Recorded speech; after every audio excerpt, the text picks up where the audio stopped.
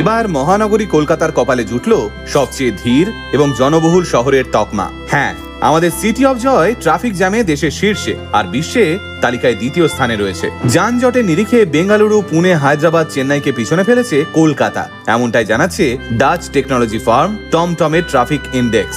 সমীক্ষা বলছে অন্যতম ঘিঞ্জি শহর কলকাতায় প্রতি 10 কিলোমিটার যেতে সময় লাগে 34 মিনিট 33 সেকেন্ড, যেখানে প্রযুক্তি নগরী বেঙ্গালুরুতে সময় লাগে 30 মিনিট 10 সেকেন্ড। অন্যদিকে রাজধানী দিল্লিতে সময় লাগে 23 মিনিট। বিশ্বের অন্যতম যানজটপূর্ণ শহরের তালিকায় প্রথম স্থানে রয়েছে কলম্বিয়ার বারানকুইলা, যেখানে প্রায় 12 লক্ষ মানুষের বাস। বারানকুইলায় 10 কিলোমিটার রাস্তা যেতে সময় লাগে 36 মিনিট 6 সেকেন্ড। মনে করা হচ্ছে দ্রুত নগরায়নের ফলেই কলকাতার এই হাল। গাছপালা কেটে দিয়ে ফাঁকা জায়গায় হু হু করে মাথা তুলে দাঁড়াচ্ছে একাধিক হাই রাইজ, পাল্লা দিয়ে বাড়ছে লোক সংখ্যা, আর ফলস্বরূপ অন্যতম শ্লথ শহরে পরিণত হয়েছে এই কলকাতা। তাই অন্য শহরগুলো ট্রাফিক জ্যাম নিয়ে বিরক্তি প্রকাশ করে কোনো লাভ নেই।